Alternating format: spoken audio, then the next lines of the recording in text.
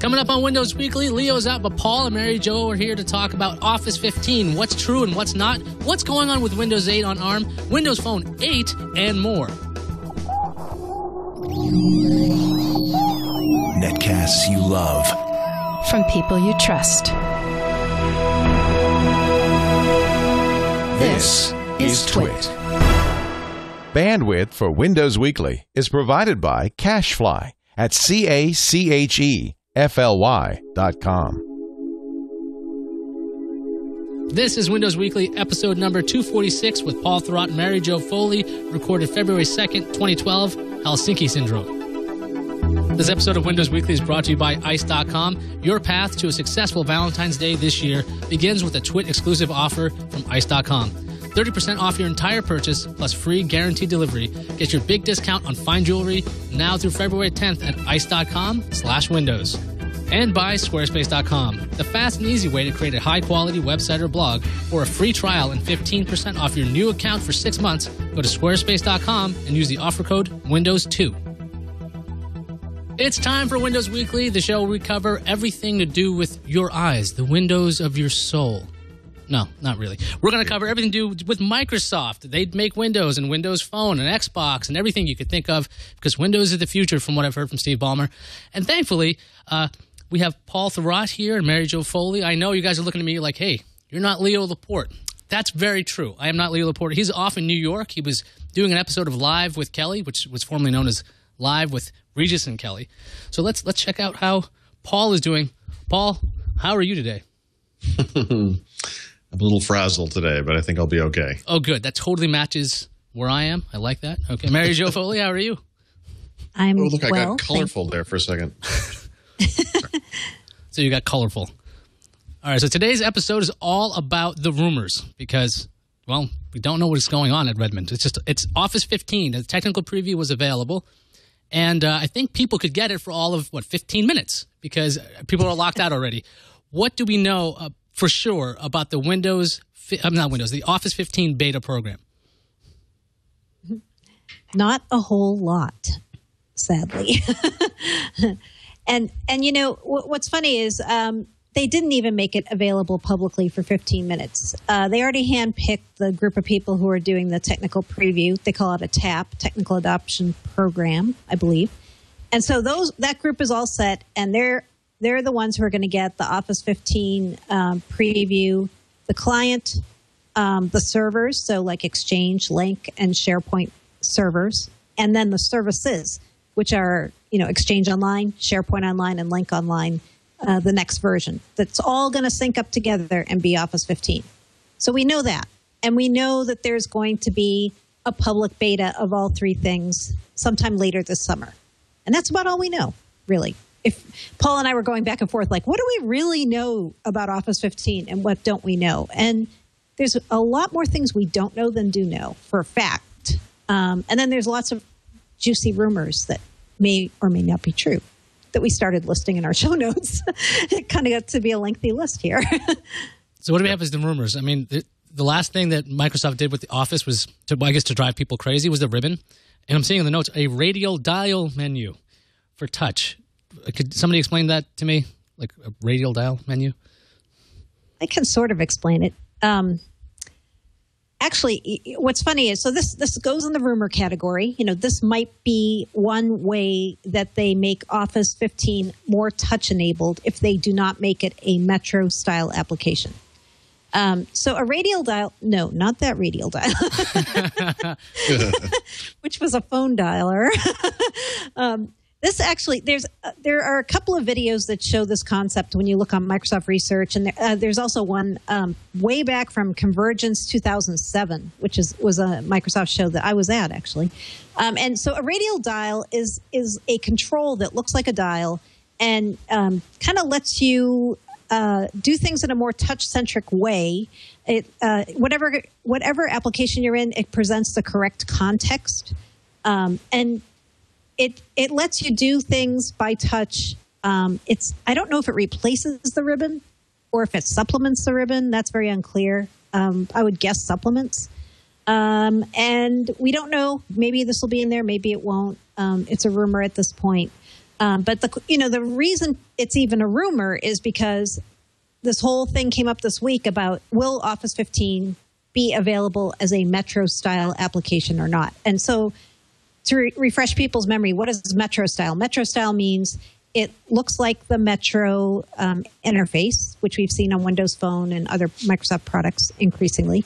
But it also means it's written using the WinRT development framework. And so the rumor right now is no.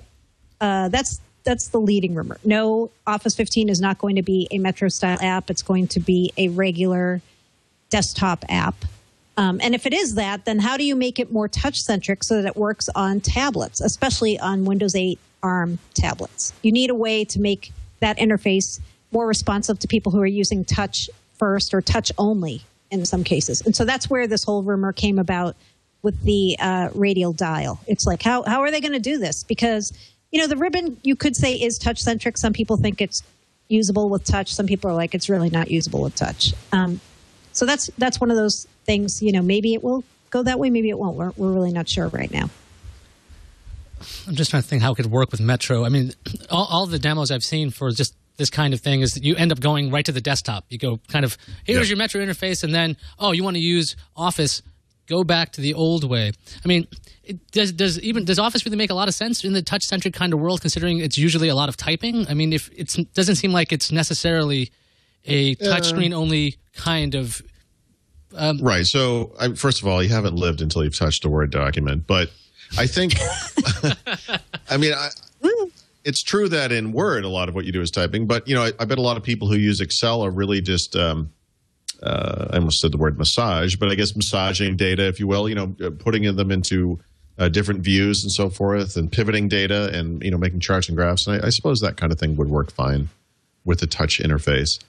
There's a lot of speculation around how this type of thing would be delivered on Metro. And to be clear, it's all speculation. Nobody knows right now what form that could take. But it's not hard to imagine a full normal Office experience on the desktop, and then some subset of stripped-down versions for the Metro UI. That even on a glass tablet screen, you might want to tap out short documents using a Metro version of Word or one of the other apps. So, that makes a certain amount of sense if you accept the fact that the dual interface of Windows 8 makes a certain amount of sense. I really don't know. I'm eager to see it.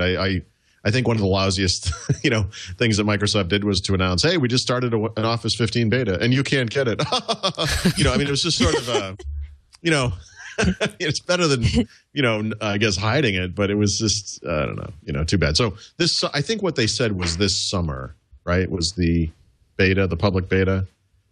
So we have that to look forward to at least. That's going to launch and we still this don't year? know. Yeah, that's what I was going to say. We don't know when it's going to launch, right? I mean, a lot of people are saying, well, if the public beta only comes out as of this summer, it's not going to be ready this year. I don't think you can make that assumption, actually, because everything I've heard to date from people who've kind of been keeping track of where the product's at is it is supposed to be out this year. It's supposed to be out in late 2012, sometime in the fourth quarter. And I kind of think they have to get it out this year, or at least something that they can offer to people on the Windows 8 tablets. Because, if you look at how Microsoft has been positioning Windows 8 already, they keep saying, what's going to make it so awesome for people is you're going to be able to use your existing apps and your productivity apps on these tablets, unlike the iPad, right? They keep bringing this up. So if they launch Windows 8 tablets and don't have Office, that kind of defeats this whole campaign that they've been very carefully orchestrating. So I think we'll see it this year. Yeah. Well, yeah. That's good. That's true. I don't know what's going to happen with Office 15 with the touch-centric world in general. I feel like this is not something that really works necessarily with touchscreens. People don't like to type on touchscreens. You're awfully touchy about this topic. I'm touchy about touchscreens. That's right. But what about all the applications on the iPad from Apple, right? Like Keynote and. Well, that's why I think there's such a booming market for like Bluetooth keyboards and something like the Asus Transformer, and that's why I still think that even when everybody seems to be moving towards this touchscreen interface, the thing is it's very hard to replace a keyboard when you actually want a tactile feel. Even if you had like haptic feedback on a touchscreen, it's just not the same. There's no travel when you're typing. Okay, but let's not forget that even a 7-inch Windows 8 tablet is still a Windows 8 PC and will have Bluetooth and the ability to connect to a keyboard and mouse. And there's no reason they can't get real work done on such a machine. So, are you suggesting that Office 15 will work on an ARM tablet? Office 15? Yeah, I would imagine so, sure. You'd think that, right? I would think that. What do we know about Windows 8 on ARM anyway? Because it seems like there's a stable version. I've heard in the rumors that there's actually a stable version out there. It runs. People seem to say, "Hey, look, it might come out at the same time as the Intel version." But what have you got in the rumor mill for Windows 8 on ARM? Rampant speculation as usual. Yeah.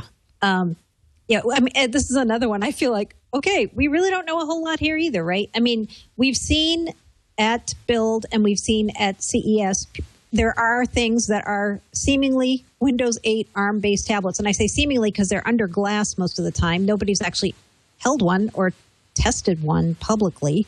I'm sure they have at Microsoft and at the partners, but not out in the real world. So, we still technically do not know, is the desktop going to be on Windows 8 on ARM tablets? Now, Microsoft said way back at Build, yes, it would be. But since then, there were rumors that started on this show, I believe, that there was not going to be a desktop on ARM tablets. And it's one of those things that Microsoft, I feel like, could have just said definitively, okay, you guys are wrong. There is going to be a desktop, right? And just stop this rumor in its tracks. But they haven't said that. They haven't confirmed or denied whether there's going to be a desktop on ARM. And so if there isn't one, that brings up the whole question, how do you get Office 15 on a Windows 8 on ARM tablet? Because if it's not a Metro app, how is it there? It has to be a desktop app, right? So this whole thing kind of got going again this week because I think it was The Verge who had a story saying there is going to be desktop on ARM tablets. We hear from our contacts who are not named. And what's going to make it a little bit different is if you have a desktop app on Windows 8 on ARM, it's going to require its own certification and signing, which is a new thing we haven't heard so far. Again, it's also a rumor that this is the case. We don't know. So yeah, we're just trying to figure all these things out because so far everything is a rumor about Windows 8 on ARM. I feel like there's almost nothing we actually really can say this is a fact. Do you, Paul? I mean, is there anything? About Windows 8 on ARM? Yeah. No. I mean, Microsoft's stance on this is kind of interesting. It basically boils down to, we've already said everything we need to say about this, and they pretend to be confused that there's any confusion, and that all these questions are caused by people like us who are asking questions and putting these ideas into people's heads. But I went back and I looked at some of the videos. I think I shared one of them with you, actually, Mary Jo, from Build, for example, where if you listen to the way they talk about Windows 8 on ARM, and this is months ago, so things could have changed, certainly, they seem to suggest that this ARM-based version of Windows 8 or versions will be no compromises, which I take to mean all of Windows. That would suggest a desktop. But we don't know that. That's not a fact. It's just an assumption based on something someone from Microsoft said. So I think we talked about this in the podcast. I had heard a couple of months ago, I think, that the people who didn't want the desktop in Windows 8 on ARM had won that battle internally, but there was still, a big debate over that. And, I don't know. It would be very easy for them to come out and just say, look, this is what it's going to be. Why they don't do that, I do not know. There were some comments yesterday from the CEO of ARM Holdings, where he was saying that he thought Windows 8 on ARM was going to be great. It was going to be better in many ways than Windows 8 on Intel for various reasons related to all the usual suspects, battery life, performance, and so forth. He thought it would be better than Android tablets even, and have a better chance in the market because people are familiar with Windows and so forth. So that in many ways was the first clear statement about Windows 8 on ARM that anyone in an official capacity has made in the past, 6 to 9 months. It's been a while. So that's the problem. We're left to sort of speculate, and it's kind of silly. I mean, you can see Microsoft hedging. I mean, the thing is, if they have the desktop in Windows 8 on ARM, then people will be like, why can't my old applications run like they used to? Because, I mean, it seems like that's the fear, that if they're pushing this and like, look, it's the same Windows you're used to, except you can't use half the applications you had unless you get a new version. It seems like that might scare consumers right away from going, why would I use a Windows 8 tablet at all on ARM? Why wouldn't I just move to the Intel version? And I seriously don't think Microsoft even wants the consumer to think, hey, what kind of processor's in there? So much as they want people to buy licenses for Windows. Microsoft and its partners are not going to market what Windows 8 on ARM doesn't do. They're going to market what it does do. And I think the way to sort of get around that is that Windows 8 devices that are based on ARM are by definition going to be sort of new, forward-leaning type things and will largely be tablets, right? Not only tablets, but a lot of them will be basically iPad-type tablets. Now, on a device like that, it's not necessarily a bad thing that you can't run legacy desktop apps because the type of person that would want such a device is not looking for that. They're looking for something fun looking and easy to use that they can sit on the couch and browse the web and do email and all that stuff. And, you know, as with the iPad, that stuff will just be available in these new app versions. So not necessarily a problem. But there's always this answer they have, well, you know, hey, if you want the full experience, we got it. It's over here with all these Intel-based devices. So, you know, they have all of this stuff. I agree that there's going to be some consumer confusion. They claimed in sort of vague terms back at Build that they would market these things correctly or in a way that would make sense. But, you know, there's not a lot of evidence of them being able to do that in the past. I mean, I guess we'll see.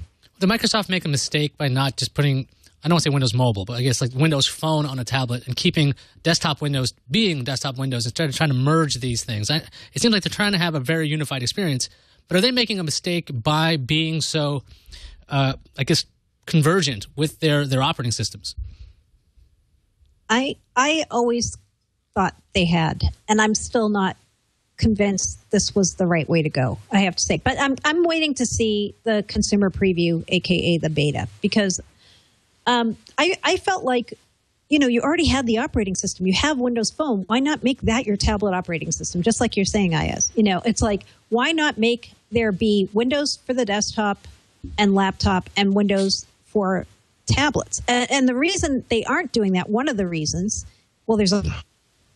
I like that a lot, by the way. One of the reasons... Sorry?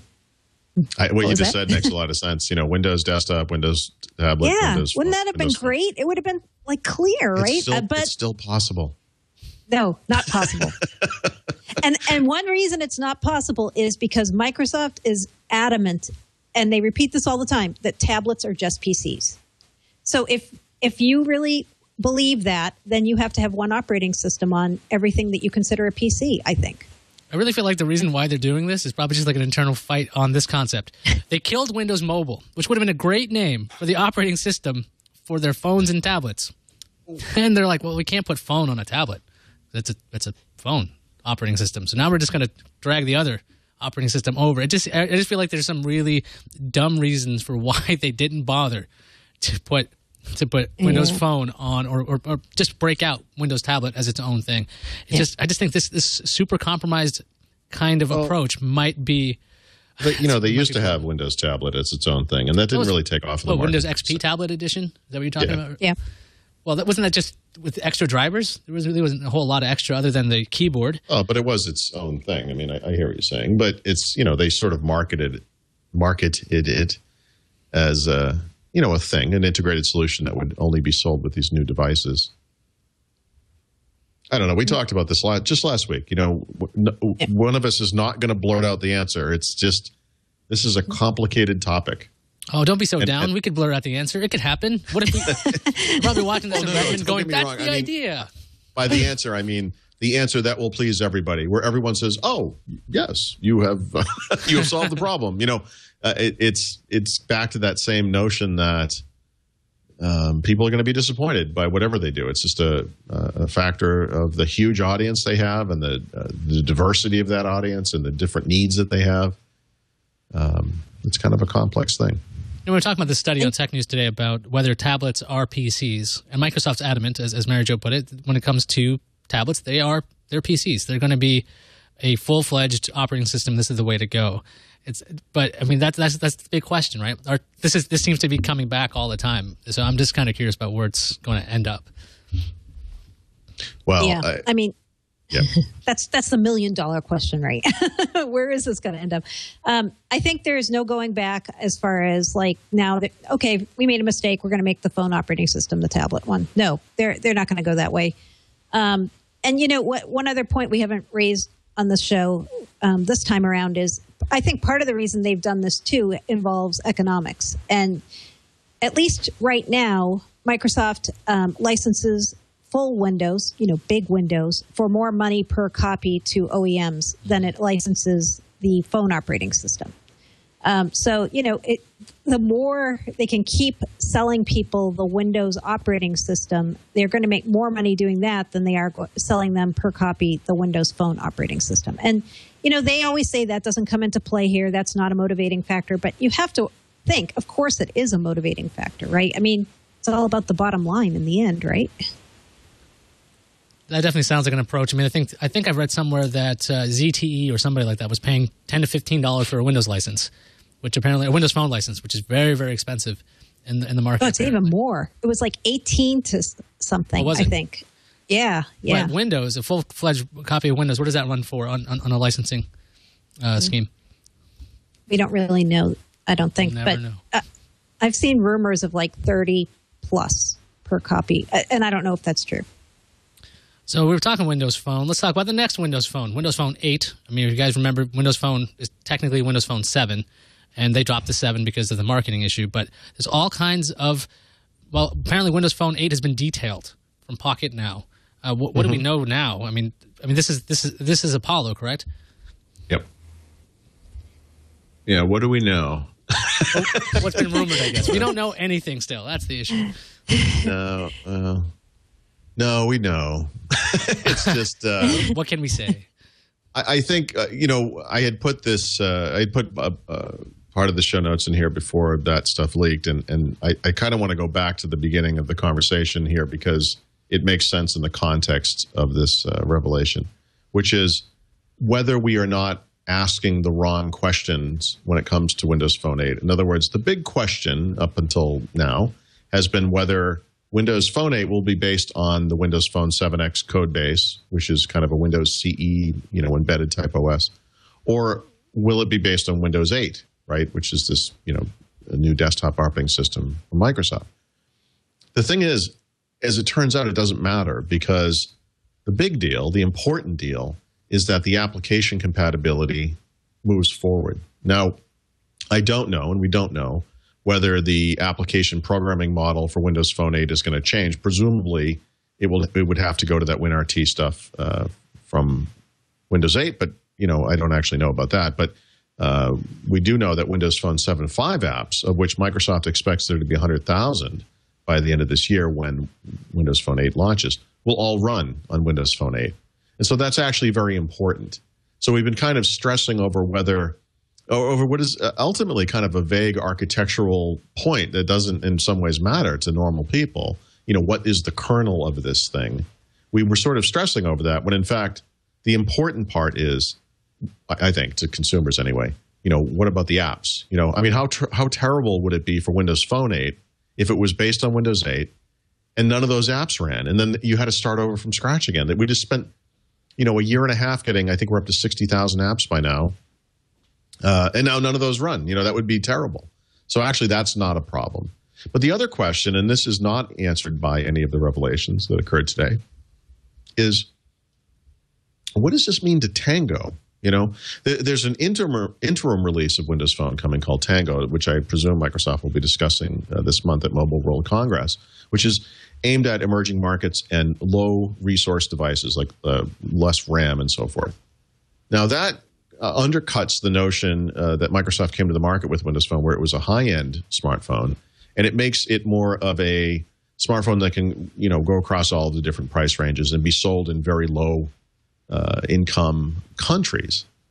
But now Windows Phone 8 comes out, and it's based on Windows 8, and it's obviously going to have higher resources and support for such things as multi-core processors, advanced sensors like NFC and so forth.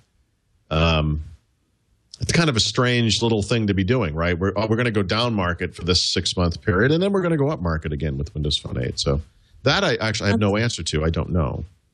Although I think weren't you the one, Paul, who said, I think it was even last week on the show, maybe it's Tango is just for a set of phones that are, sold outside of the country. That's definitely true. Right. Yeah. Right. So there's two things happening, right? Like Tango, we've been kind of thinking up until now, it's going to be Tango. It's going to be Tango, then Apollo. But it doesn't sound like that actually is what it's going to be. It's going to be Tango off to one side and Apollo off to another side, right? So It's almost like these two things are being developed and launched in tandem, and they're for two different markets and definitely like two different sets of specs. I mean, if you go by what leaked today over on Pocket Now, they say they've got a video of Joe Belfiore, who's the Windows Phone manager, talking to Nokia partners and telling them, here's what's going to be in Apollo. And it's all high-end features. It's things like BitLocker, right? And it's, NFC and all these things. These wouldn't really be as applicable for the kinds of markets where we're hearing about Tango, right? So it definitely seems like there's two, it's almost, I don't want to call it fragmentation, but two things are going on with Windows Phone. Yep. Maybe I should call it fragmentation. Like Tango is Windows Phone starter, Yeah. Yep.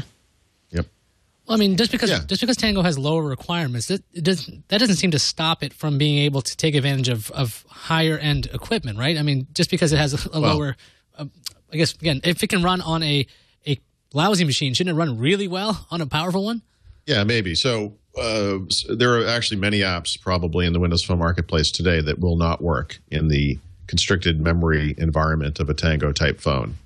More important as we move forward with Windows Phone 8, and I do agree with Mary Jo, and this is a guess, this is not a fact, but I do believe that Tango and Apollo will be in the market at the same time, concurrently, but serving different markets and locales.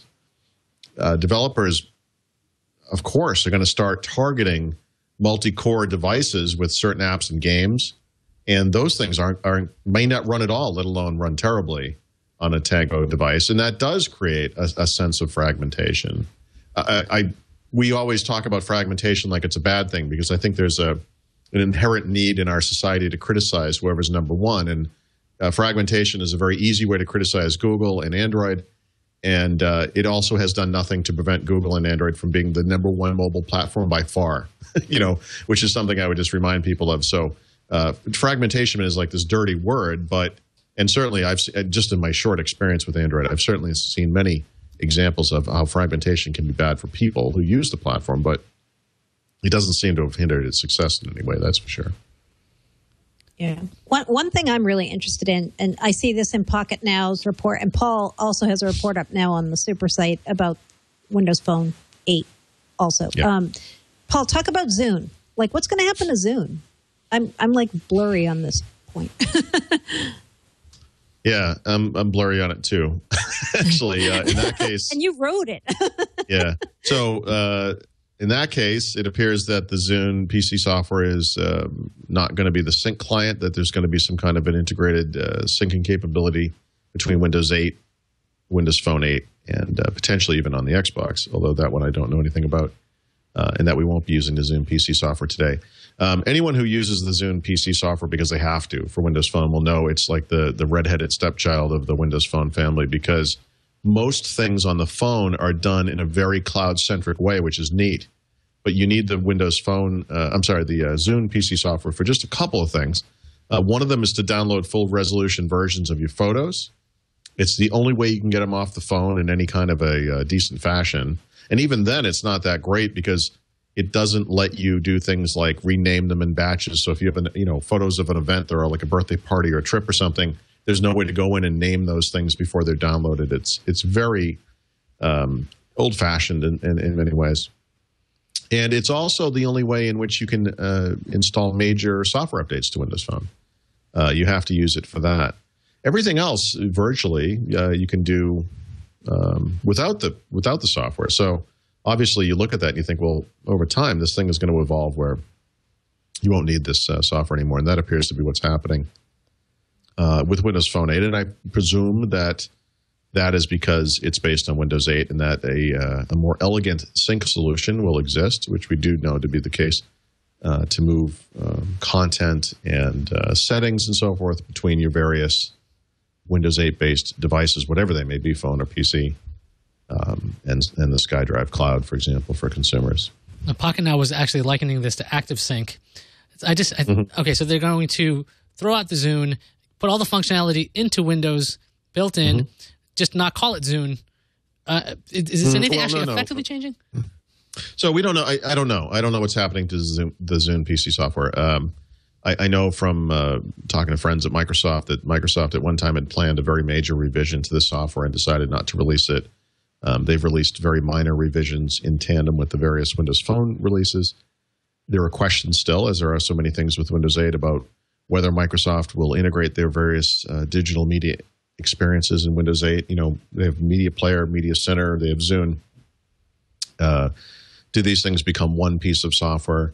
Do we even need something called Zune PC software since the Zune brand is going away? I mean, what happens to that? So these are questions that are all up in the air. I would guess that that the Zune PC software eventually is going away. Yeah, that's just a guess.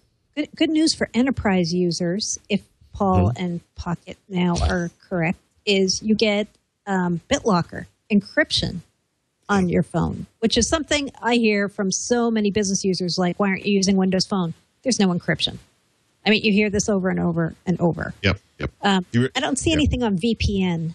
How about VPN?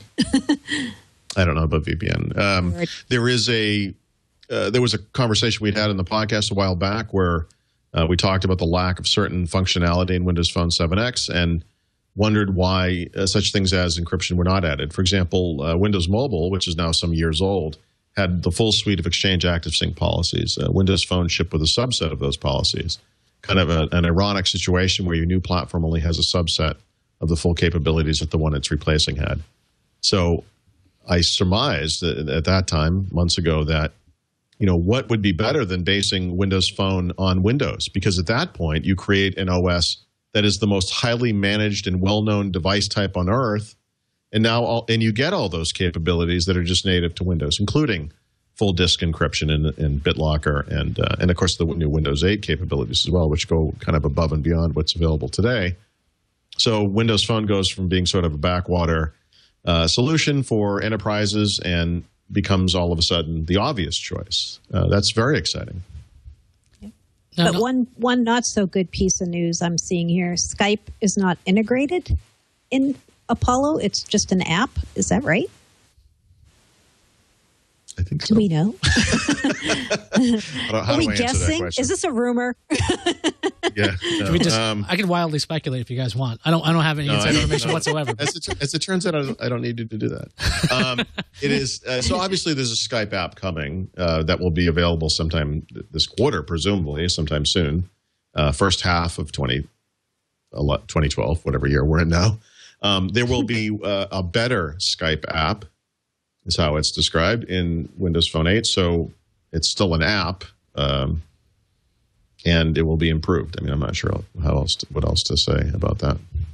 So do you think they're going to get away from the hub model more, like have fewer things be actually integrated into the OS the way it is now, or is that not going to change, do you think?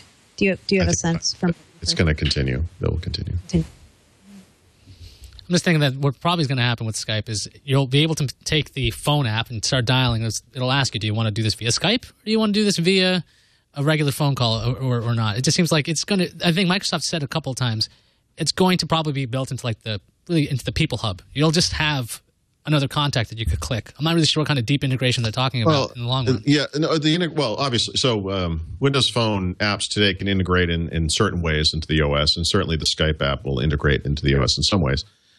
You mentioned the People Hub, for example. You have a contact that has various ways that you can contact them, including phone and messaging and perhaps Facebook messaging and so forth. It's very easy to imagine that Skype would be one of those things, and that you could use Skype to call those people instead of using your cellular connection. Perhaps you could Skype them over Wi-Fi, and that would be one of the ways you could save money on your data plan. On your phone plan, and use your data instead, or use Wi-Fi if you're on Wi-Fi. That doesn't mean that Skype is an integrated service, but it's just using native capabilities in Windows Phone that actually are available today anyway, and to other apps. So I guess there's a fine line between app and and truly integrated. But to me, a truly integrated experience is one where there is nothing called Skype in your app list, that Skype is just an integrated experience in the phone OS. And my understanding is that that's not the case. What do you think? You think Microsoft's avoiding that because of all kinds of basically antitrust fears? Because, I mean, once they started integrating IE into Windows, they're like, yeah, the EU didn't like that. So maybe we won't. I'm not sure. I mean, I think from a componentized perspective, if you think about the OS as this componentized thing, the phone. There's a phone app today. There's a messaging app. It makes sense that Skype would be implemented as an app. It's still, we're kind of crossing hairs here in a way. I mean, it's the way things are done. There are integrated Facebook services that are built into Windows Phone. That is a different thing. And I suppose it would be possible to integrate, for example, Skype's ability to send text messages to each other as a way to share things without having a Skype app installed. I think that would be doable. Making Skype phone calls. I've not seen it, so I'm just speculating. But it seems to me that would be an app. And I think also the reason they wouldn't make it integrated, at least right for now, is they really are trying to play nice with the carriers, right? And the carriers are not going to want this. This is like, forget about antitrust. The carriers will just be like, hey, we don't want you to do this. You're cutting us out, and we want people to pay to make phone calls, and we want to be the ones controlling their text messaging, and we don't want people to go through Skype. We want to be the ones. So I think they have to kind of weigh that relationship in everything they do, especially because right now they don't have a lot of coverage on carriers, especially in the U.S., other than AT&T. Well, wouldn't the carriers actually be okay with it because you're using data instead of minutes? I mean, the voice calls are handled by the old technologies. I mean, maybe the quality might be kind of low because if you don't have a very steady connection, I know this with Skype. I've done this with MiFi's and various mobile devices. If you don't have a steady connection, that quality suffers incredibly because Skype isn't built for variable bit rates. I mean, if you're getting a lousy download stream, you're not going to be able to make a very good phone call versus the reliability of the old networks out there. So I'm kind of thinking the way carriers are charging for data caps or just for data in general, you're going to be eating up a lot of data, especially if you're using Skype, because it's not exactly the what's the word? It's not a very efficient kind of thing. It's built for the desktop. Yeah. Right. Good point. Yep. So before we get a lot of people are asking, how much of this is Microsoft going to talk about at the Mobile World Congress in Barcelona? And this is another one. Who knows, right? I mean, Paul and I were talking about this earlier this week. If Microsoft comes out now and talks all about Apollo, Windows Phone 8, they're going to kill the market for Windows Phone Mango because everybody will be like, oh, wait, I'm waiting for that because it's coming this year. And, right now they haven't even launched the Lumia 900 in the U.S. yet. So I don't think you're going to hear them publicly talk about this, or they may talk in very, very broad brush terms, but I don't think we're going to hear them talk publicly about this. And I also don't think we're going to hear them talk about, what the core of the phone is. Because if you think about how they talk about Windows Phone now, they never, ever talk about it being based on Windows Embedded Compact, which is what the core of the operating system is today. It's not Windows. And so I don't think that's going to change. I don't think you're going to hear them stand up and say, guess what? We're going to make the phone be based on MinWin, the core of Windows 8. No, they're not going to do that. They're going to, if anything, they're going to talk more about the features, I think, and not about the guts of the phone. So I don't think we're going to hear a whole lot about this publicly. I think they'll talk to partners, kind of in the back rooms in Barcelona privately about this, but not come out on the stage and say, guess what we have coming for Windows Phone 8. I mean, it would be like Microsoft standing up right now and going, let's tell you what's coming in Windows 9.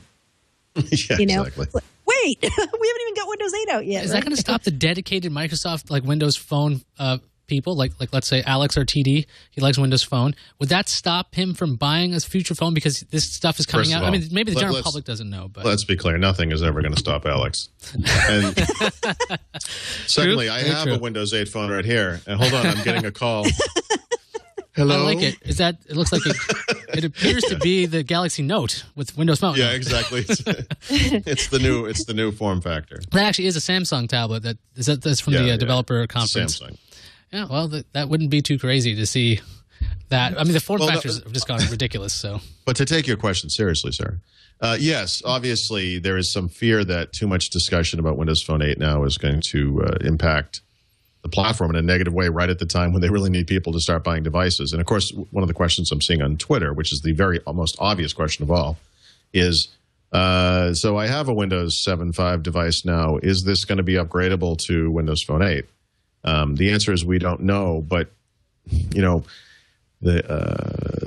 sort of guess has to be semi-bad news because we know how the mobile operators work, and we also know how the handset makers work. And let's face it, even if Windows Phone 8 ran on an existing device, you have to think it's going to be tailored toward multi-core devices with more memory and more storage and everything, and better graphics processors and so forth. And it's possible that it wouldn't run. It's possible that it would run poorly.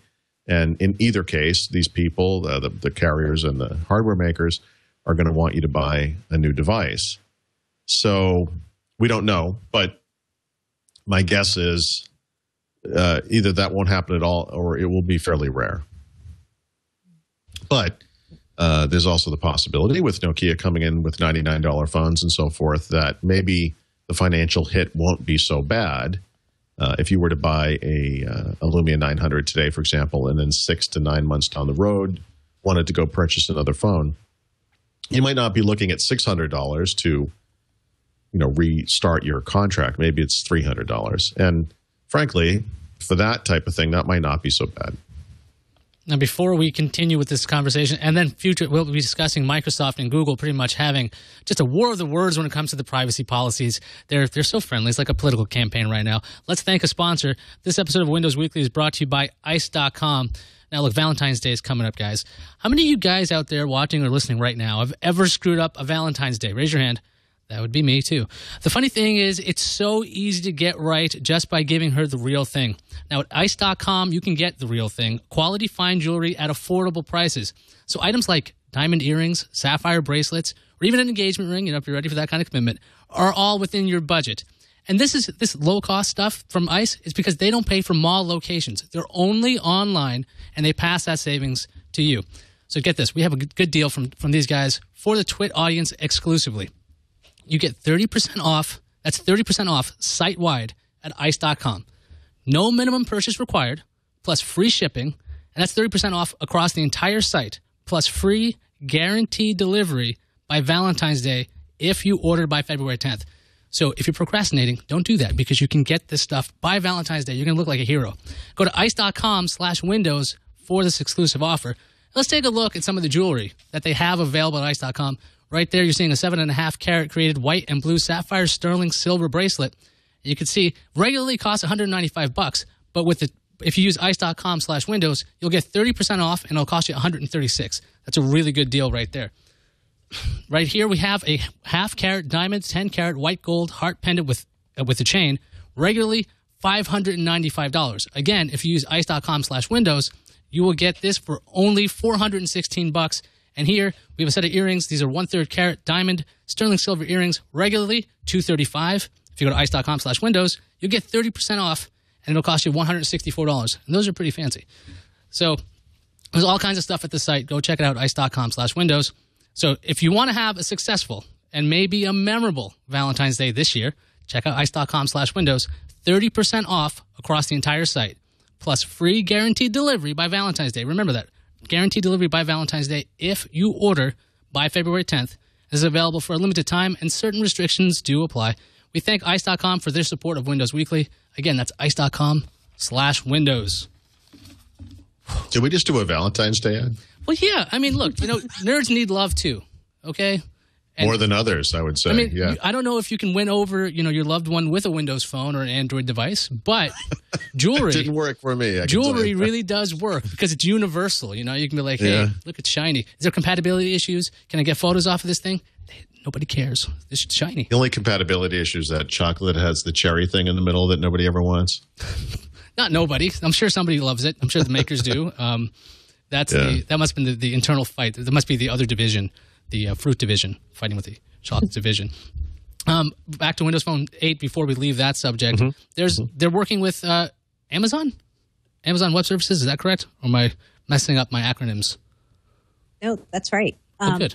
Very odd. That was an odd one, I thought. But a lot of people were really interested in it too. So they're syncing up Windows Phone and Amazon Web Services. So they've been syncing up Windows Azure and Windows Phone. That makes sense, right? Two products, both from Microsoft. But now they're also I think this is out in beta right now. They have a tool out where you can tie Windows Phone to Amazon Web Services, and it's aimed primarily at developers. And so Microsoft's thinking here in doing this is, let's try to get people who are currently developing Android and iPhone apps who use Amazon Web Services as their back-end cloud to at least come part of the way over. So we'll make it easy for them to use AWS with Windows Phone, and hopefully they'll bring their apps over, and then ultimately we'll be able to get them all the way over, I think, is the final step. But I think it's good. We're seeing more and more Microsoft doing less of the not invented here stuff and doing more, what are the customers and partners and developers actually using, and let's go to them to get them there. So it's good. It just came out this week, downloadable now in beta form. So I think people are going to be interested in that who've kind of said, I'd like to port my app over, but I'm already using AWS. I don't want to use Azure. So good. It seems like a smart and nimble strategy for Microsoft going, you know what? We can't have everybody use everything we make. Why not just still try to get people to use our products? I mean, I disagree with that strategy. You want to be stuck in the Microsoft universe, do you? Right. Stuck, sir. What do you mean by stuck? Oh, sorry. You would like to reside in the Microsoft universe. Thank you. Excuse me. It's like that Disney town where everything's perfect. You have like Microsoft Main Street. There's like yes. There's parades every hour.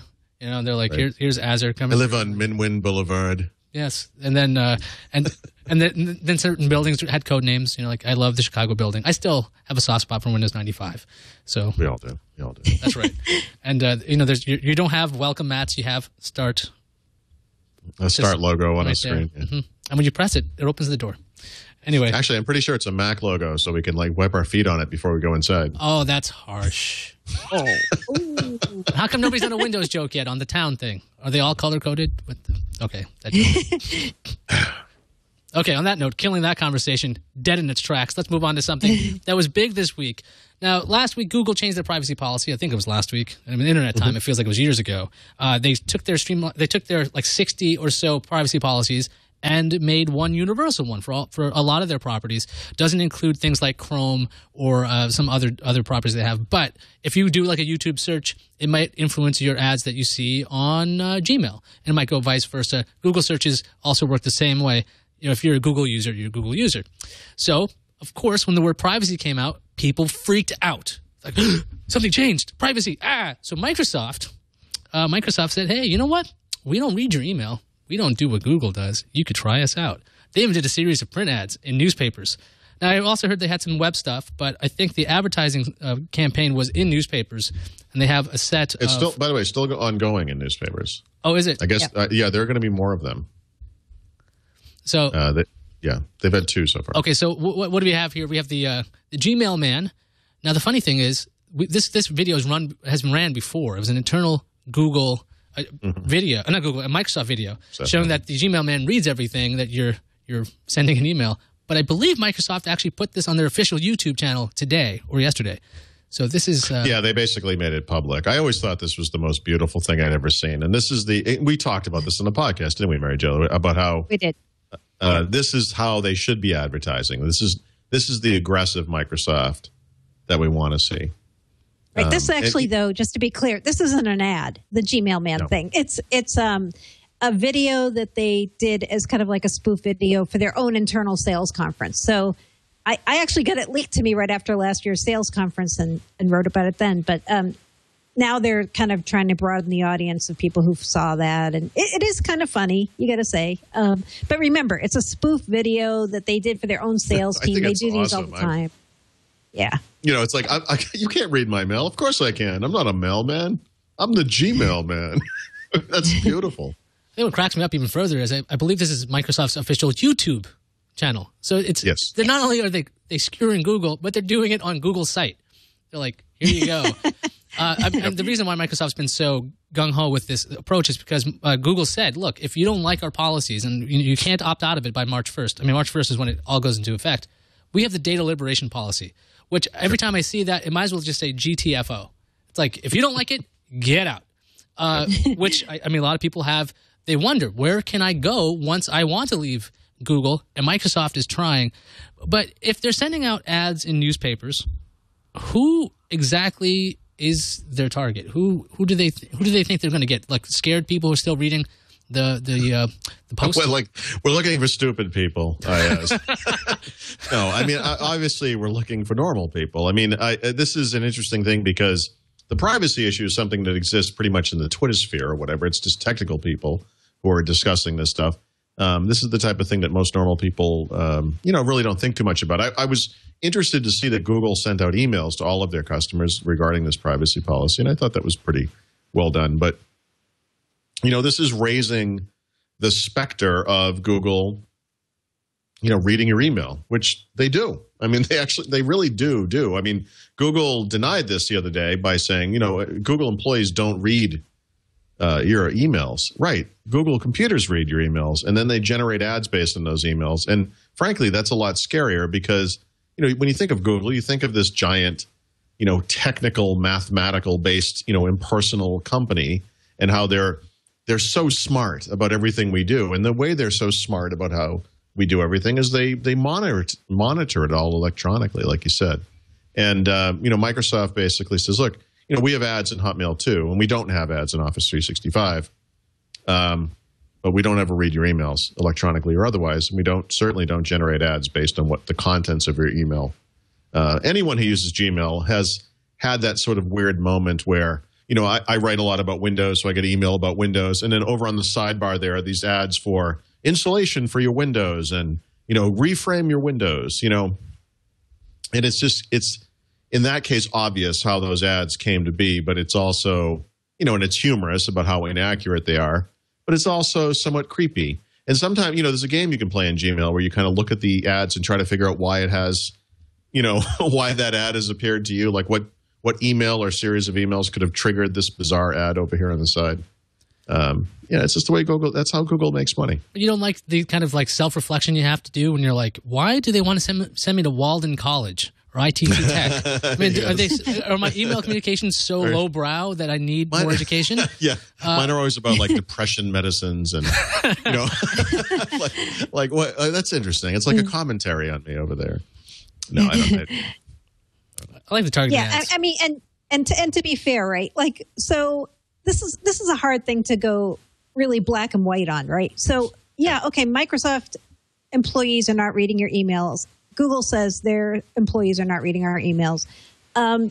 When you say there's no ads in Office 365, the reason there's no ads in Office 365 is because it's not a free ad-supported product, right? And that's when you start throwing ads and things, because how do you offset the fact they're free? So all that said, I love that Microsoft's getting more aggressive. It's like, geez, finally, about time. But I think this isn't, Microsoft's digging the knife in. It's like kicking somebody when they're down, right? It's like everybody's ganging up right now on Google. I mean, there are even hearings in Congress. It's not a little blonde girl. It's Google. They're like the biggest company on earth. I mean, I like that they're doing it. On Google is fine. It's I like they're doing it. Yeah. Well, to be fair, I do like it, but I don't think people should say, so Microsoft doesn't do any of this. They gave me a statement saying, here's the parts we don't do, and here's how this is different. But to me, it's still kind of like splitting hairs. And the question is, as a user, how much do you believe in the whole idea that you have any privacy on the web? Number one, and number two, why do you stay logged in if this is a concern of yours? Like so many people are saying, well, every time I log into Google, to do a search. I mean, who logs into Google to do a search? I guess if you just keep your mail open all day, you're logged in. But and by the way, I'm so paranoid. Chrome? I undo myself all the time. Yeah, Chrome has a privacy mode you can use. I mean, right. If you're searching for something you don't want Google knowing about, maybe the best approach isn't to use Google Search and Google Chrome while logged into your Google account. I'm just throwing that a little bit of common sense out there. Yeah, but also Chrome is not a part of that. The information that's put in Chrome. No, but Chrome is the browser that could actually help you from being tracked. Well, a lot of browsers go into private mode. You want to avoid that, or you could just log out. This is the funny thing. Every time that this potential argument of Google's a monopoly, you can't do anything about it. It's just like when Microsoft had the operating systems. It's like, no, you can click away. If it's stupid and you hate it. And the thing is, there's nothing stopping Google from being stupid. Okay? A lot of people are like, well, they can't do this. If Google wants to mess up the search results with personalized search, right, or they want to go, hey, look, we're sharing your YouTube information with your search results, which I think should be integrated anyway, but that's my own personal opinion. Well, then go somewhere else. And Microsoft's really taking a good opportunity here. It's like, look, maybe people weren't aware. And this is going to sound silly, but it's a lot of people, they just think Google Docs. They don't think Office 365. When they hear Office, they think, I have to pay like $200 to use Office, right? Like, that's a lot of money. I don't know if I can do that. But, like, you can use a free version online. So, I mean, to get that awareness out there is important. But the thing is, I still think Hotmail's a little bit of a hard sell at times because it has that old 90s kind of feel. I guess you can go to live mail. Hold on. Uh-oh. That's not true. Okay, well. You probably haven't looked at Hotmail in a while. I use Hotmail every single day. Just for this reason. Take that. Poop on you. No, okay, go for it. Hotmail, I have to honestly, I use Hotmail literally every day as my primary email client, the web version, and I think it's fantastic. It works great. I don't find it old-fashioned at all.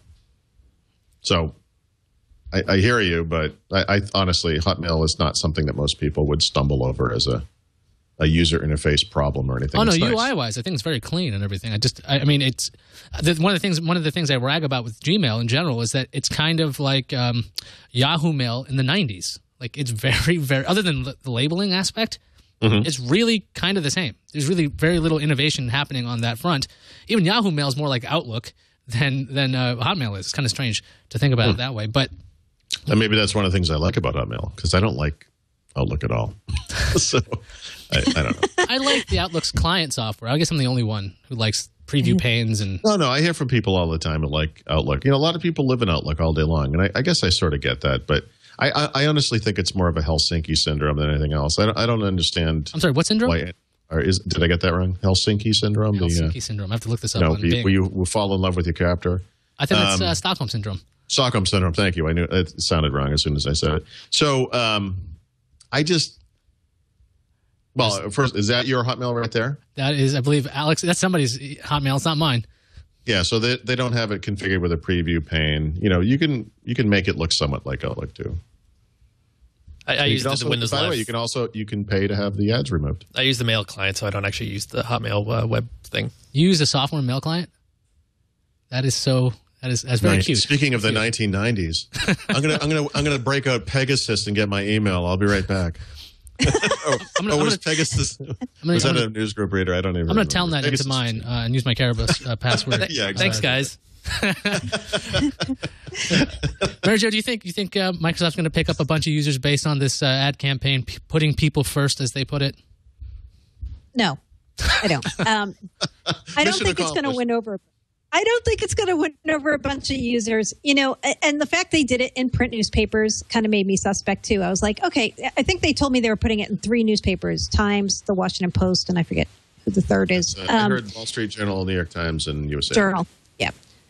So you got to think, okay, who are they going after by putting it in those 3 newspapers, right? And would they have had broader traction if they maybe did a Super Bowl ad around this? Yeah. Come on, why not? A Super Bowl ad is like is a statement of intent, though, isn't it? You know. Yeah, it should be. Wait a minute now. So now I'm going to mix these stories, but Microsoft just fired a whole bunch of people from their marketing, right? I mean, have you seen the Microsoft ads for anything lately? Because I think this is a good move. They should be firing people in marketing because they're like, hey, let's have a PowerPoint presentation so I can get a dog. Hey, let's not tell people what we're doing with Windows 8 ARM. It will be funny. Yeah, this is great. Let's our communication. I got this idea for communications. Let's not do it. It's like, wait a minute. Maybe. Are you saying that corporate communications is an oxymoron? Well, the building Windows 8 blog is not so bad, and the stuff that who's the guy who was writing all the actual posts about the privacy stuff? It was like Frank Shaw. Frank Shaw. Like, this is not a bad idea to put this stuff on Frank the web. Shaw's an assassin. He should write everything that Microsoft posts online. That guy's hilarious. He's the VP of corporate communications. That's him. So I mean, like, they're not doing backtracking to the ad campaign. They're not doing actual web ads. They are posting on their blogs, official Microsoft blog. Gmail and Google apps got you down. Try Hotmail and Office 365. And Google, by the way, is countering this by putting ads on websites. Smart idea there. Saying our privacy policy might be different, but the privacy controls haven't changed. I still wonder about... They still suck. They're easier to find. Are there really any privacy policies that people are like, yeah, I love this. This is great. Like, so you're saying it's like a EULA. Like, no one ever reads this. We would be horrified if we really sat here and thought about it. But the truth is life goes on, and it doesn't really impact us. I called this the sibling effect from like Congress. I mean, Congress is like the parent. Facebook basically was the older kid. Did everything crazy with privacy, right? Everything. You're opted in. And so the parent gets really burned when the younger one goes, wait, Google's the younger brother. Like, hey, Google, you're doing something with privacy. Wait, must be bad. Because your older brother, him or privacy. He was nuts. So anytime you use the word privacy, even if you're doing something that might not be super evil or as evil as your older sibling, guess what? You're going to be scrutinized all day, every day. So I think they're suffering that effect. And Microsoft, which is funny because they get to skate by. Nobody's paying attention to Microsoft right now with their privacy policies. Well, right, because Microsoft's privacy policies were something we worried about in the 1990s, you know.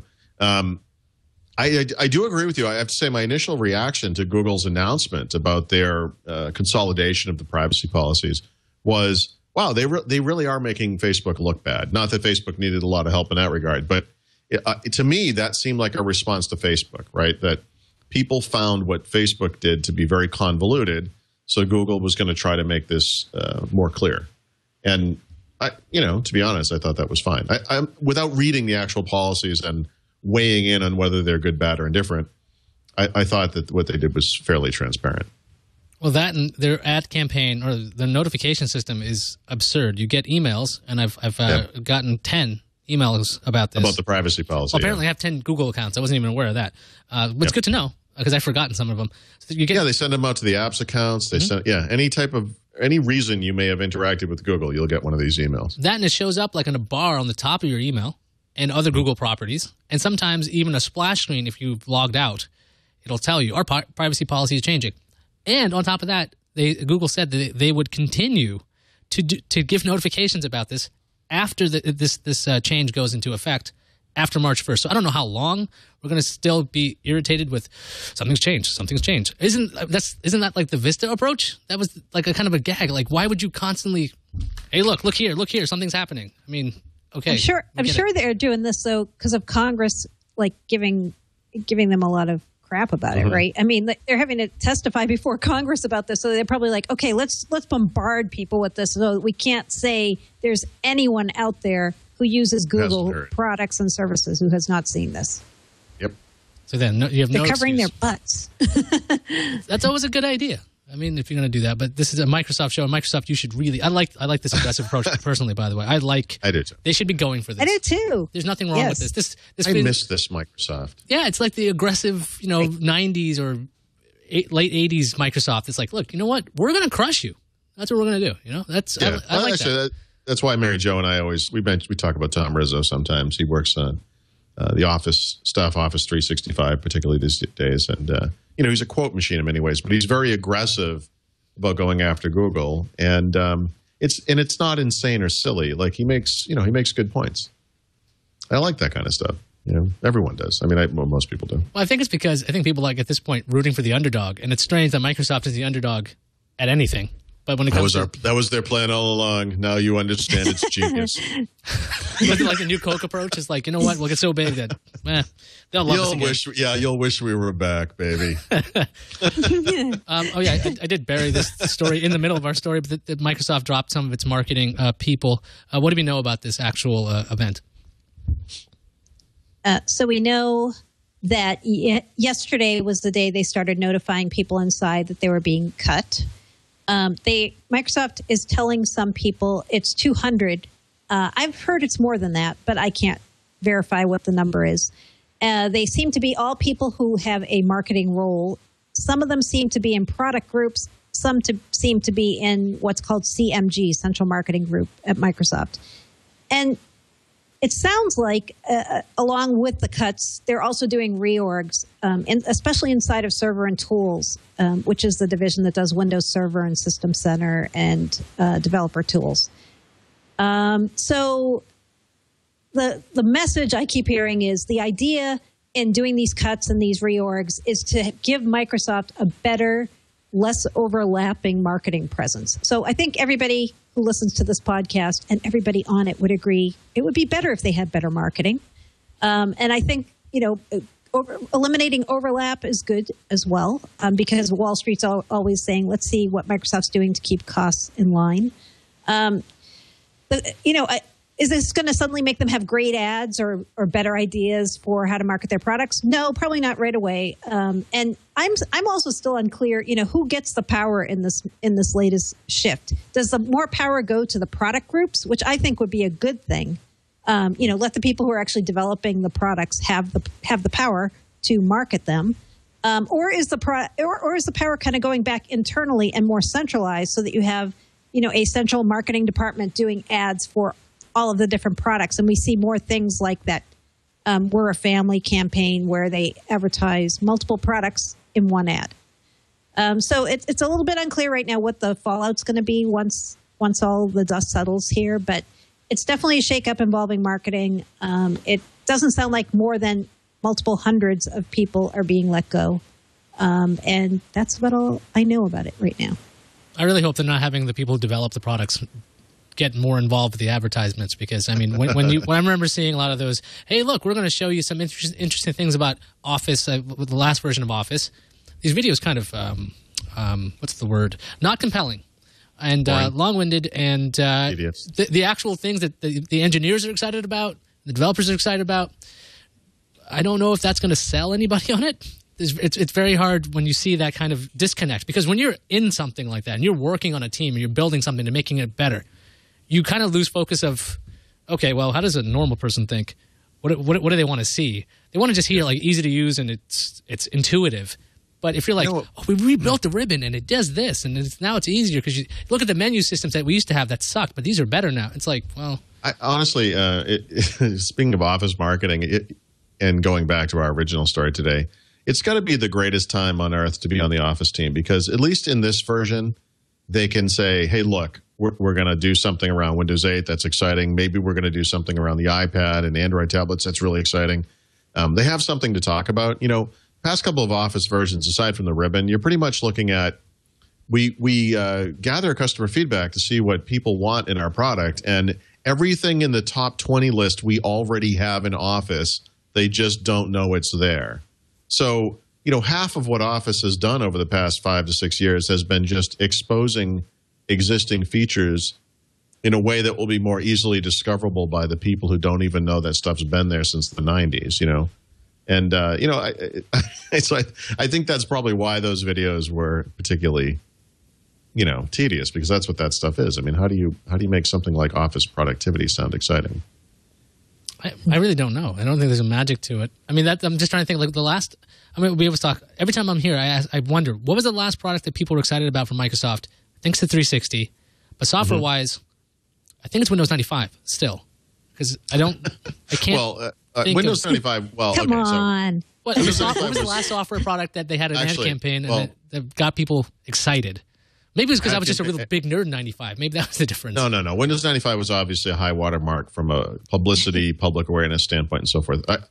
We forget because Vista kind of turned into a mini disaster, but that Longhorn thing in 2003 at PDC, that was arguably the most exciting thing I've ever seen in my life with regards to Microsoft and technology and everything. I mean, that was a high watermark for Microsoft. Unfortunately, it was all a lie and it never happened. But I mean, it was that event, that PDC that year was absolutely amazing. And people were really, really pumped ultimately for something that never happened. I'm still excited about Longhorn. Can't wait for the show. I still hear from people who say, "Oh man, if I could just have Longhorn build, I'd have to make up a number. I don't remember anymore. 5186. My life would be complete. I'm waiting for you, WinFS. I'm waiting for you. One day. We'll meet again, brother. I know they went, was it REFS or something like that? That's their current big thing for Windows 8, but come on, guys. Just call it WinFS. Just make me happy there. Let's talk about Facebook, because Microsoft, way back in the day, bought a little stake in Facebook back when it was not as big. I think it only had like 400 million people. I know it's a small user base. And who would possibly want to be a part of that? It's back when Google and Facebook were fighting so much that Microsoft had this idea like, hey, we should buy into this. And Facebook, obviously yesterday, they filed for their IPO. There's a whole lot of information going on. They have revenue. They've been profitable for years. Their revenue is like absurd. It's in the billions. They've been growing very large. So does Microsoft look like a bunch of geniuses right now, or Steve Ballmer for investing in Facebook so early? He kind of does. I know. How about that? Monkey Boy makes good. Or I guess he's no more Mr. Monkey Boy now. So Monkey Boy makes good.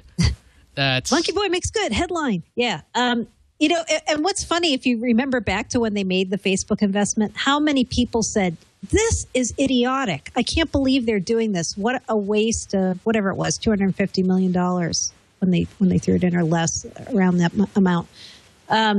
So now it's like Ballmer has the last laugh, right? It's like, wow, they were really prescient doing this, and he looks good, and they're like, they've really, I don't know how many times, quadrupled, quintupled, whatever it would be, their money. I haven't done the calculation on that, but yeah, it's kind of amazing. And actually, I'm sorry, go ahead. Go ahead, Paul. So go ahead.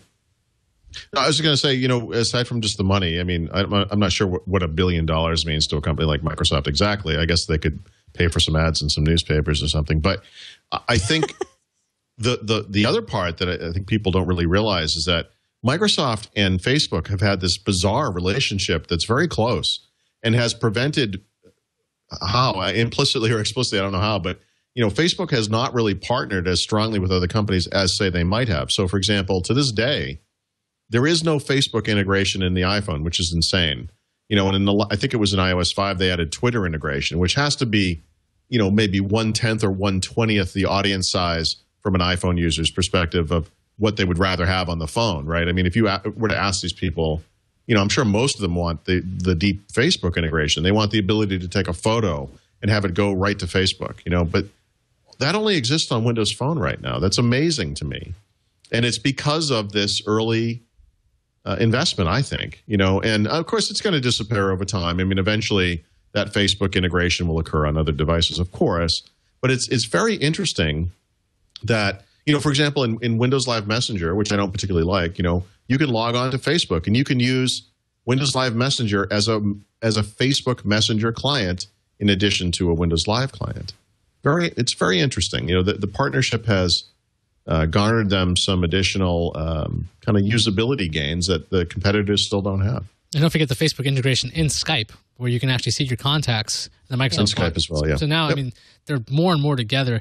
It's funny because, I mean, you have you have social networking out there. Microsoft, which I think is relatively intelligent, didn't bother to try to do like a Google Plus. They didn't try to do a Buzz. They're like, you know what? Let's buy part of.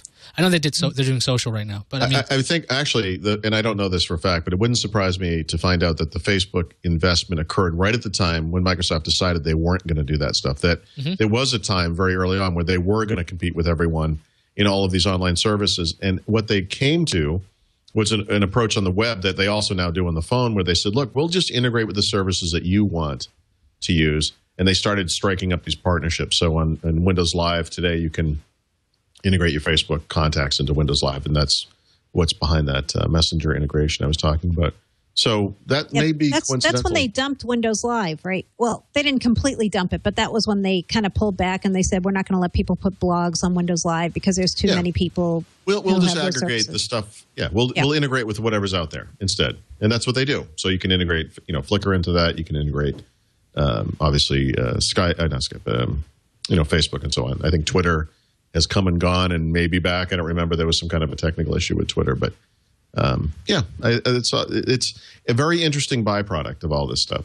and $1 million+ in profit later. I guess it looked like a smart financial decision as well. So are Ballmer's best decisions things he didn't do? Like he didn't buy Yahoo and he didn't go into social networking? I mean, I know that sounds crazy, but it does take a lot of restraint. The genius it's where you say no, I guess. It's like jazz. It's the notes you don't play that are important. Yep. Those are my favorite notes in jazz, by the way. So. Oh, yeah. I listen to those all the time. Those are fantastic things. And also in that IPO, that S1 that people are still poring over because it's very long, was a note from Mark Zuckerberg espousing the hacker way. What's the phrase? Done is better than perfect. We have the words done is better than perfect painted on our walls to remind ourselves to always keep shipping.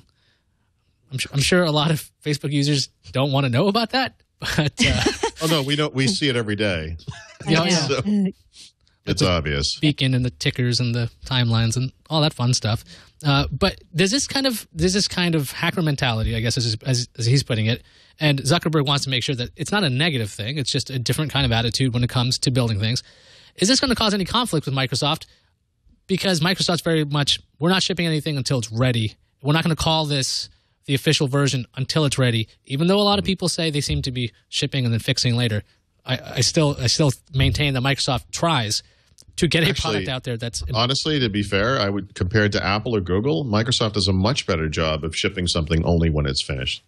Definitely. I think. But will this kind of I guess letter from Zuckerberg put any kind of strain on their relationship between Facebook and Microsoft?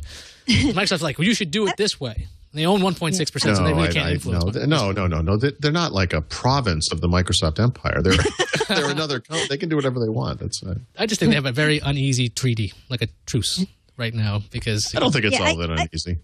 No. I don't think it's going to put pressure on them, but I think it does make people think about this, and I'm sure the younger employees and people who are in some of the newer divisions at Microsoft think about this too, like, this is the antithesis of how we do it here, especially in things like Windows and Office where we take 3 years to come out with a new version, right? And there's always been that kind of interesting tension and pull inside Microsoft.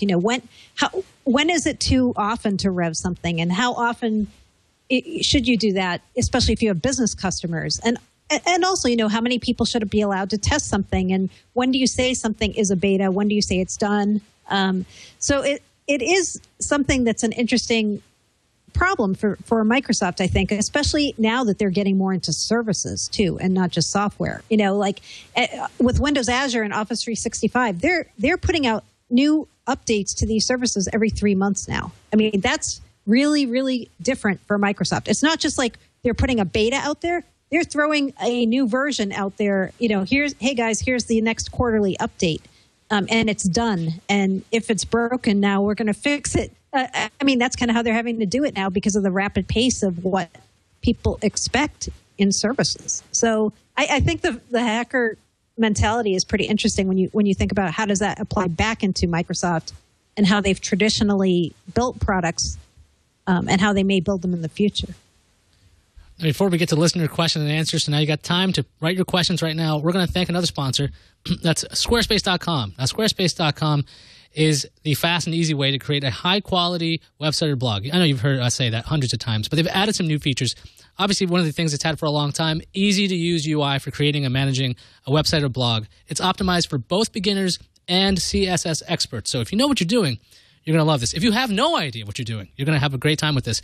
But get this. For the experts, they recently created a developer-friendly CSS editor that allows you to pop out the entire window in full screen, colorize code, undo, find, and replace. If you've ever coded by hand, this is something you really love. I know I've done this. You're looking for something in your CSS, and you're like, what is wrong with that? Oh, I can see it now because it's colorized. So this is a really very powerful tool if you like doing this thing by hand.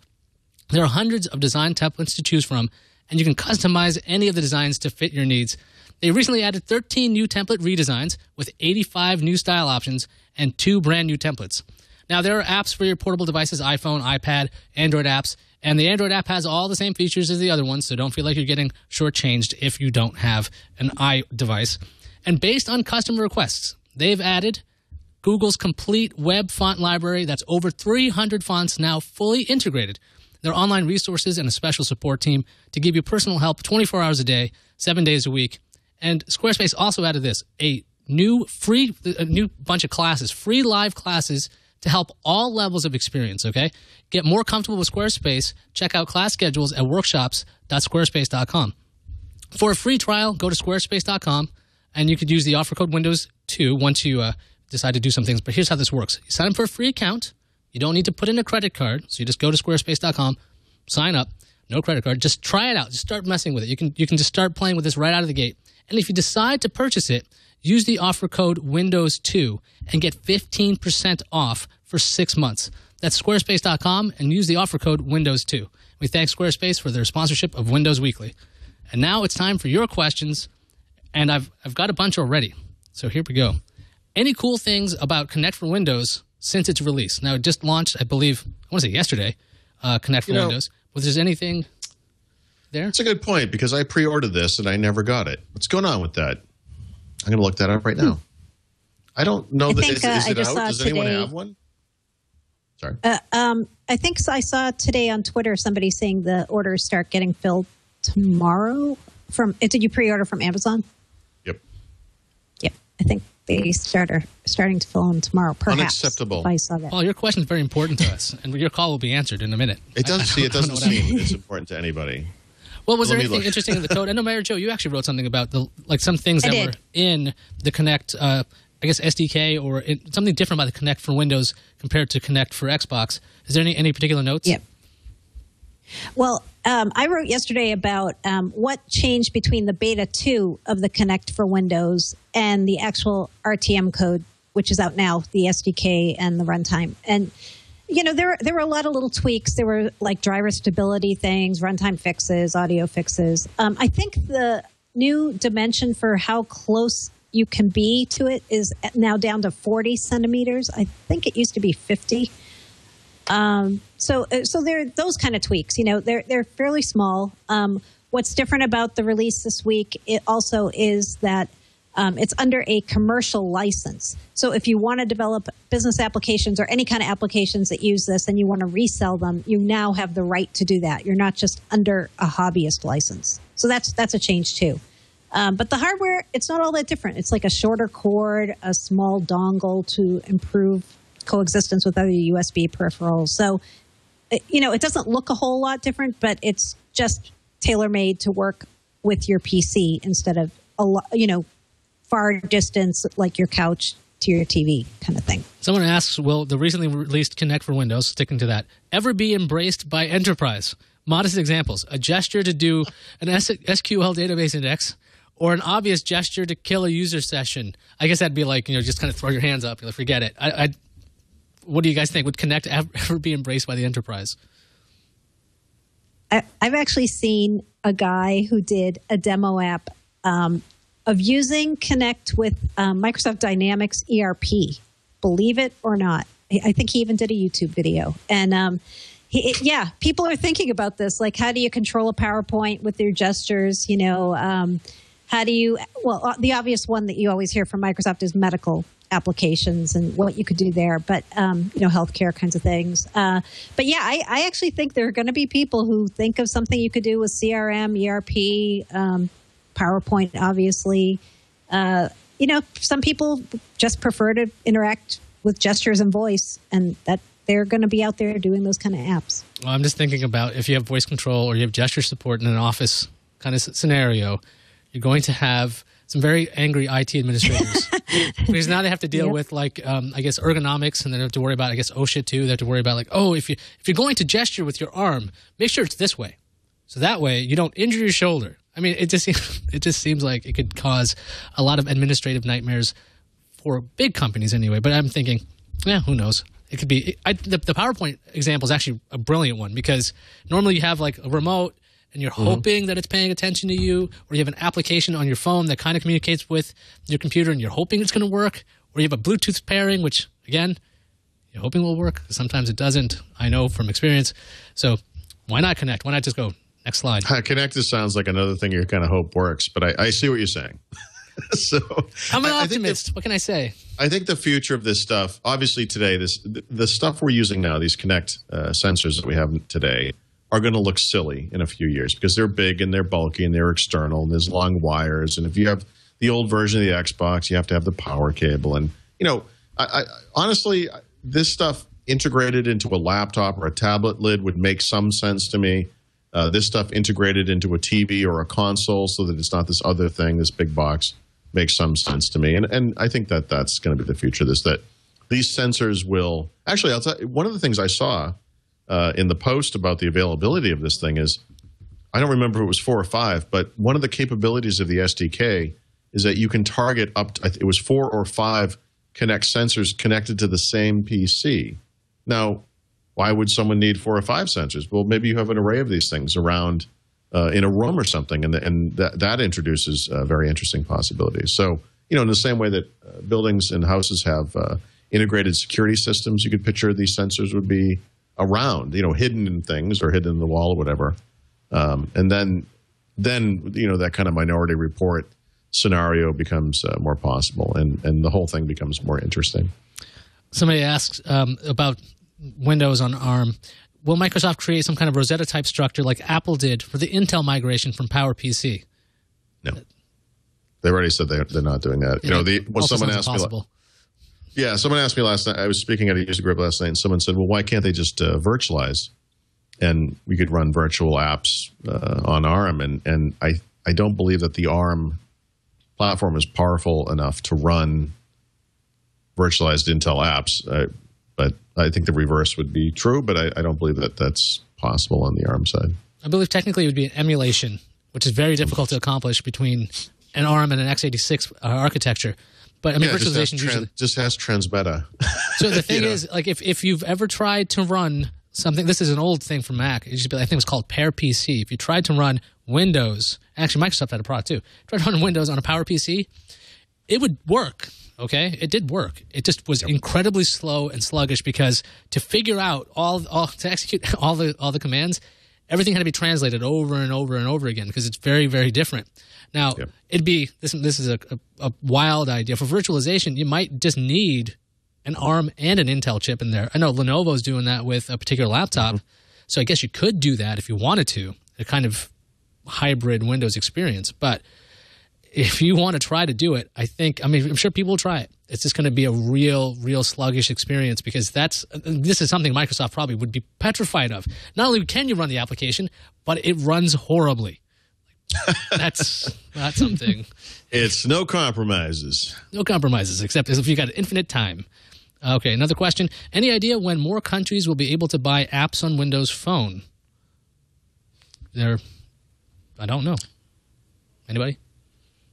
No, but I think it's safe to assume that Tango and Apollo both, part of the strategy there is to introduce the phones to new markets and thus the apps as well. So in sort of a vague way, I guess you should wait for whatever they announce with those two releases. I think both will include something along those lines. Okay, I think I'm being corrected that PowerPC went the other way. It was OS 10 on Windows. Oh, do not allow the pedantic nature of the internet to get in your way. It was one of those things. I know Microsoft also had a project. It was called Virtual something or other, but I'm not going to. You guys can look it up, and if you want, you can email me. I'm at you can just actually you can tweet at me. I'm at TWiT. Okay, there we go. If I'm incorrect. Nicely played. There we go. Okay, somebody's been asking this question every week, every time. Mm-hmm. But when will Virgin Mobile get a Windows Phone?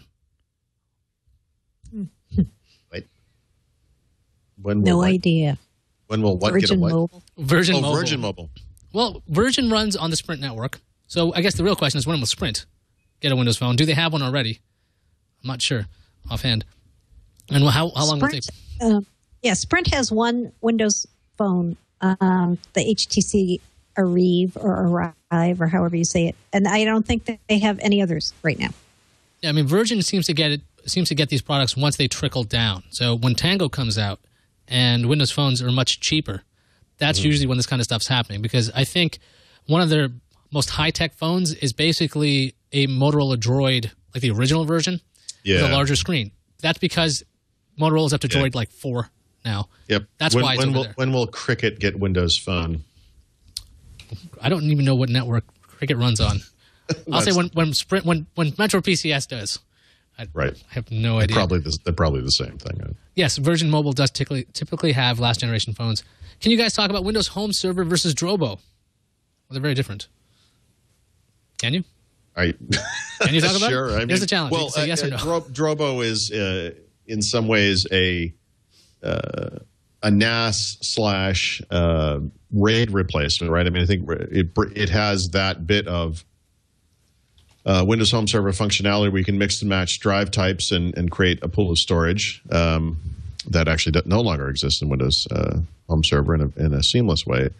Drobo, in my experience, hasn't been very, very reliable. I think that's one of the issues I have with it. I'll go down to the cellar and pop out one of the hard drives, pop it back in because it has a problem, and that seems to solve it. We never know why. And Windows Home Server obviously has all of the advantages of a Windows machine, including home sharing and media sharing, remote access, the ability to run Windows apps, all that kind of stuff. So, honestly, from a price standpoint, personally, I prefer Windows Home Server. Well, doesn't the REFS kind of file system, doesn't that actually have some of these elements built in? This kind of putting all the disks together? There's a Windows 8 era technology called storage spaces, which is very comparable sort of thematically to the drive extender feature that used to be in Windows Home Server. So, yeah, I mean, one of the big debates is whether there'll be another home server, and if not, whether you couldn't just use a Windows 8 PC with storage spaces to sort of emulate that capability. And obviously, you lose some of the other unique features of Windows Home Server. Windows Home Server has centralized home PC backup for up to 10 computers, which is very cool, and server backup and all that stuff. So, to me, Home Server is probably comparable from a price perspective, and it's a lot more versatile and more reliable. That also goes back to one of the Microsoft marketing messes. It was I think it was Mommy, Why Is There a Server in the House? You remember that? Yeah, the book, yeah. Because they marketed under that name, Windows Home Server, which makes sense to me. I love the idea. Yep. I'm not going to sell a whole bunch that way. Basically, they could have called it. The people who use it love it. That's all I can say. There aren't a lot of us, but it's a great product. I don't think a lot of people know about it. I think a lot of people are confused by it. And the very notion of selling a server that you're going to put in your house sounds ludicrous. But depending on your needs, it makes a lot of sense. I use it. I use it regularly, so all my stuff is on Windows Home Server.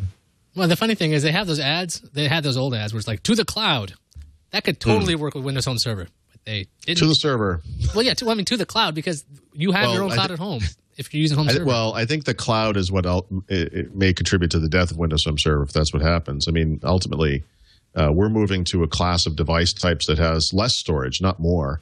And our centralized stuff is not in the house. It's up in the cloud somewhere. And it seems like that's more of a typical model these days for people than having a big home server with several terabytes of storage. I completely disagree. I think people should be freaking out that their stuff is somewhere else and they could lose it at any time instead they could have it at their own house. I am not disagreeing or agreeing with you. I'm just saying that's where I think it's going.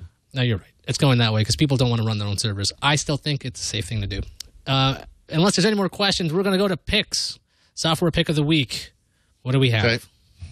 So I have 2 picks this week, 2 software picks instead of a tip and a pick. And they're both Windows Phone apps. The first one is a new game. Microsoft is doing a month of must-have games where they release a Tier 1 game each week on the Windows Phone Marketplace. And the first one, which came out Tuesday, is Need for Speed Hot Pursuit. And this is a racing game, obviously. It's the second Need for Speed game. It's been available on iPhone and Android for some time, actually. But it's a great game. And its predecessor, the original Need for Speed, is still to this day, it's the only mobile video game I've ever played to its conclusion. Like, I actually finished that game. And we'll see if I can do the same for this. But it looks great. It sounds great. It runs great. It's a little expensive. I think it's at the top end for a Windows Phone game, which is $5. But this is a very professional, excellent Xbox Live game. So definitely something to check out. And if you're not a game player, the second pick I have is it's actually an updated version of TripAdvisor for Windows Phone. And they've done a really neat job with the UI this time around, and including some things. If you look at that first screen, for example, that one you're looking at now, that very clearly is kind of a Metro design, but I've not actually seen a UI like this, quite like this on the phone before, and yet it obviously fits very nicely into the whole Windows Phone theme. And the way they've done this, if you use TripAdvisor, I do use TripAdvisor. In fact, the single greatest like hotel experience I've ever had in my life, which was actually a bed and breakfast in Rome, came about thanks to TripAdvisor. So I use it fairly religiously when I travel. Is that typically use TripAdvisor in the days leading up to a trip. You know, that you go to the website and you research, you know, a hotel or whatever. And that's the way I've always used it. But the TripAdvisor app for Windows Phone is actually something to bring with you or to bring out with you when you're around your own town, because what it uses is your location, obviously, and then it allows you to find things that are nearby. So you could use the TripAdvisor website to find a hotel, then go on a trip, and then when you're out and about in that city, wherever you may be in the world, you can use it to find attractions and hotels if you need that, and also restaurants that are near to you. Obviously, you can use it to search any place, but it's neat because it actually works with your location just to find stuff that's nearby. It's a nice app, and it's free. Definitely something to check out. So you can find stuff that's nearby. Doesn't Windows Phone already have something built in for that? Yeah, so Windows Phone has something called Local Scout. If you use other phones, a lot of times that type of thing will be built in, like the Google Maps application or whatever. But TripAdvisor is neat because its recommendations are all based on user reviews.